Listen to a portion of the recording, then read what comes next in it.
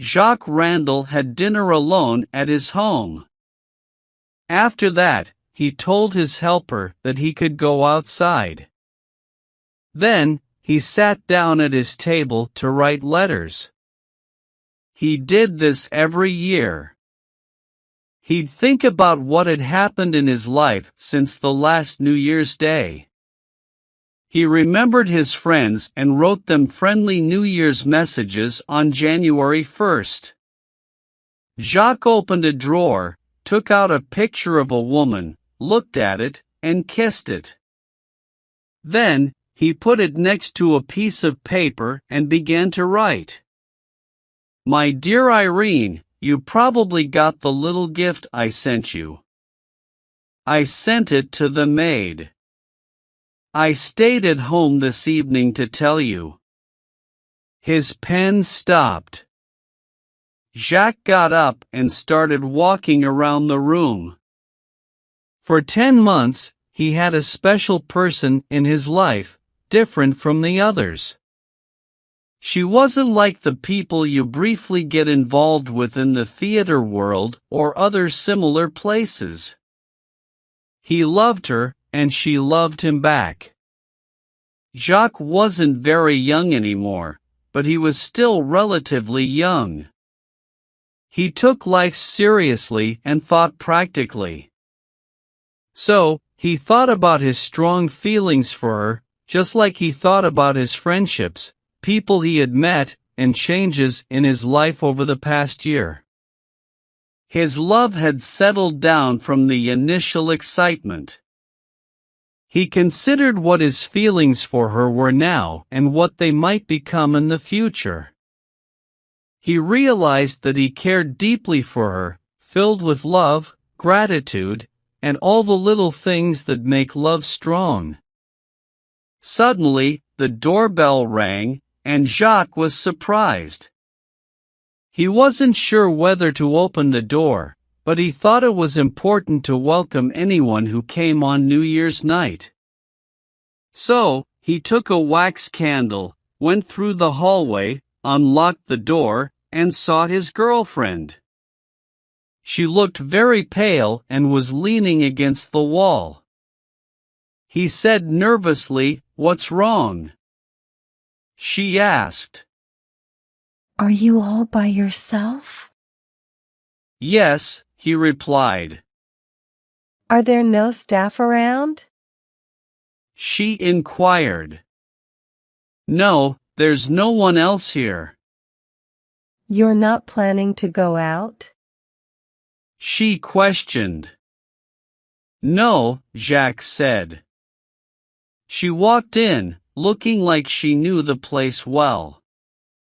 Once in the living room, she sat down on the couch. She hid her face in her hands and started crying.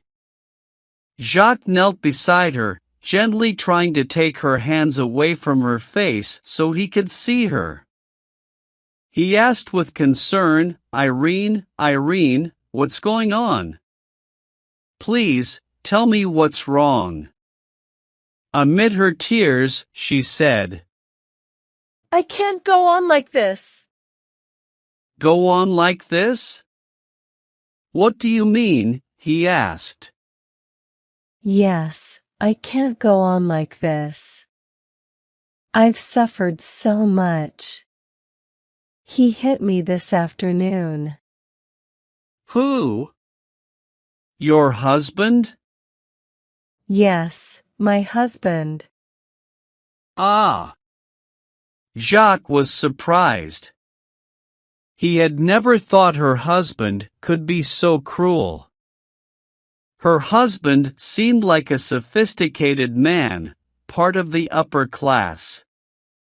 He was a member of a club, loved horses, enjoyed going to the theater, and was skilled in fencing.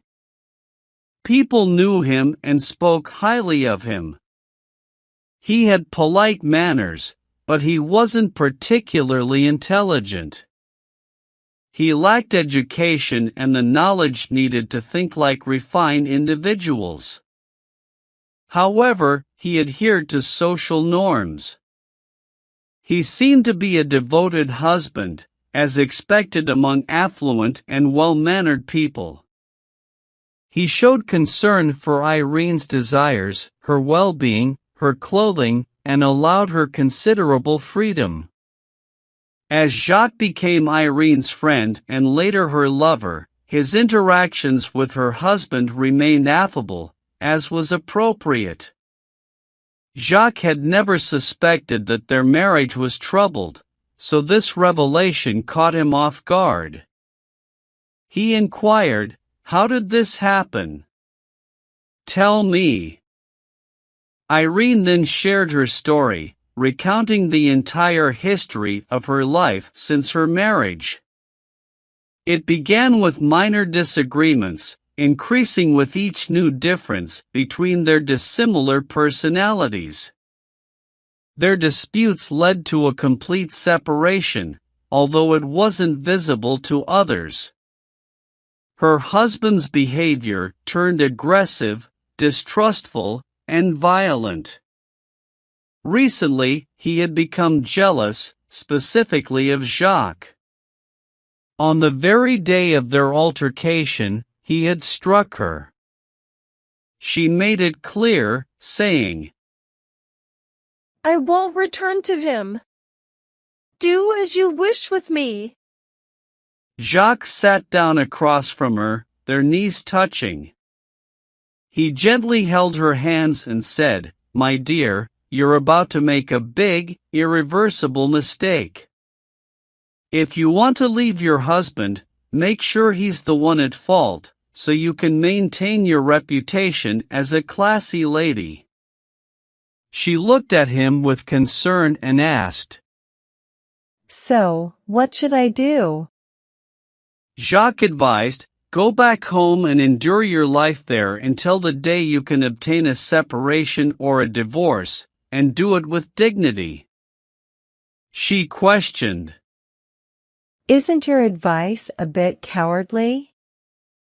He explained, "No, it's smart and practical.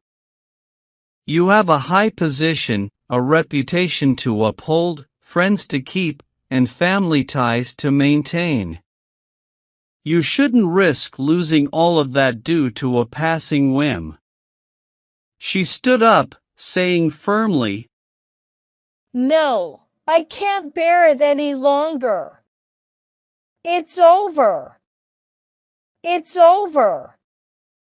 Then, she placed her hands on Jacques' shoulders, looked directly into his eyes, and asked, "Do you love me?" He replied, "Yes." "Truly and sincerely?" She inquired. "Yes," he affirmed. "In that case, take care of me."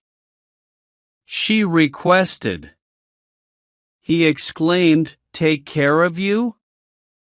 In my own house? Here? Why, you're acting irrationally. It would mean losing you forever, with no chance of getting you back. You're being unreasonable." She replied slowly and seriously, like someone who knows the seriousness of her words. "Listen, Jacques. He has forbidden me to see you again, and I won't play this game of secretly coming to your house. You must either lose me or accept me."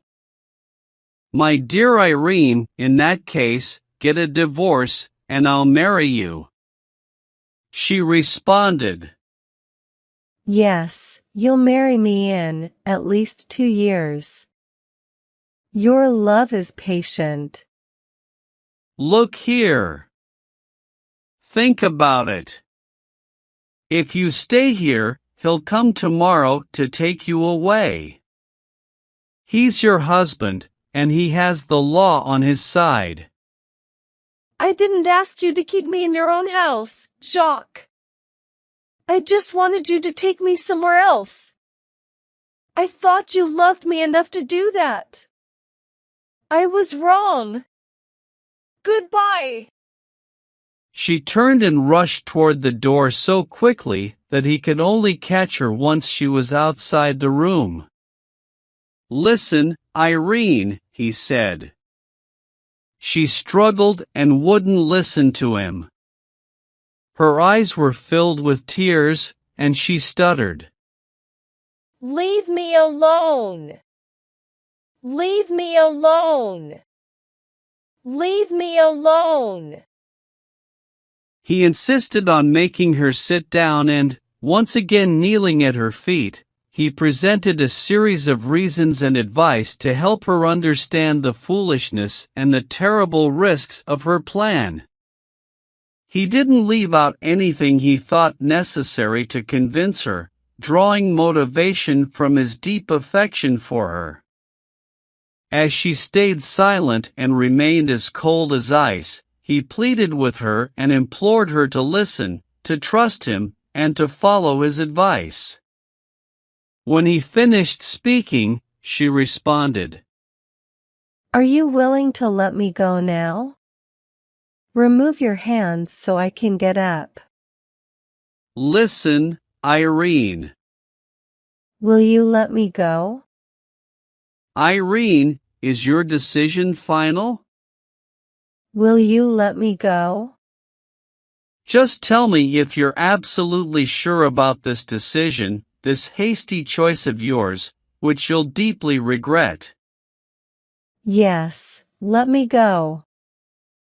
"Then go. You know this is your place. We'll leave tomorrow morning." Despite his efforts, she rose to her feet and said sternly, "No! It's too late! I don't want sacrifice or devotion." "Stay. I've done what I should.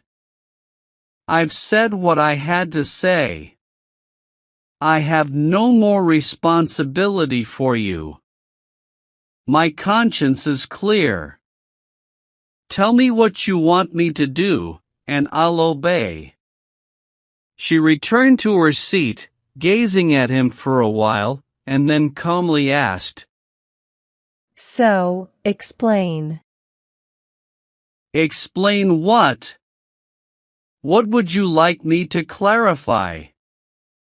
Everything you were thinking before you changed your mind. Then I'll decide what to do." "But I didn't think of anything at all. I had to warn you about the foolish choice you were making.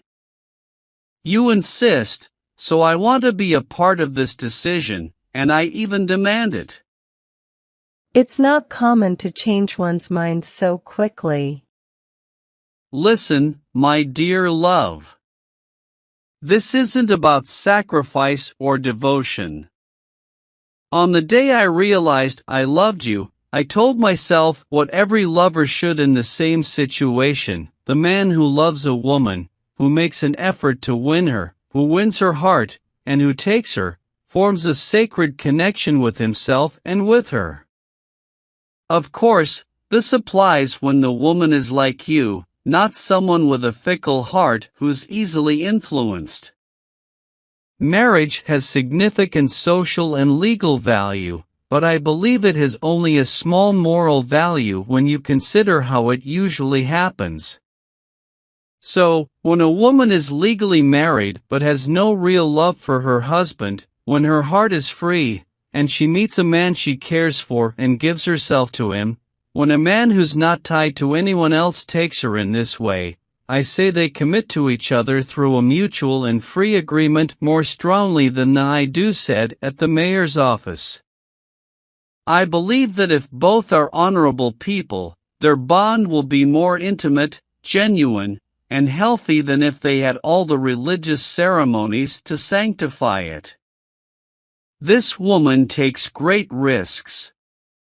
She knows it and gives everything: her heart, her body, her soul, her honor, her life. She's aware of the troubles, dangers, and disasters that might come her way.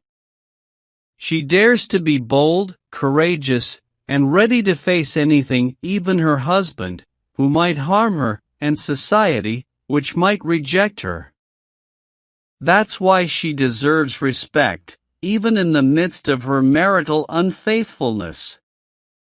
Her lover, in taking her, should also be prepared for everything and choose her above all else, no matter what. I've said what I had to say.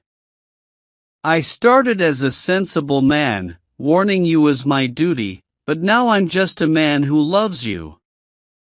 Command, and I'll follow. Radiant, she silenced him with a kiss and whispered softly, It's not true, my dear. Nothing is wrong. My husband doesn't suspect anything. I just wanted to know what you'd do. I wanted to test your love for me. I hoped for a New Year's gift, the gift of your heart, in addition to the necklace you gave me. You've given it to me. Thank you. Thank you.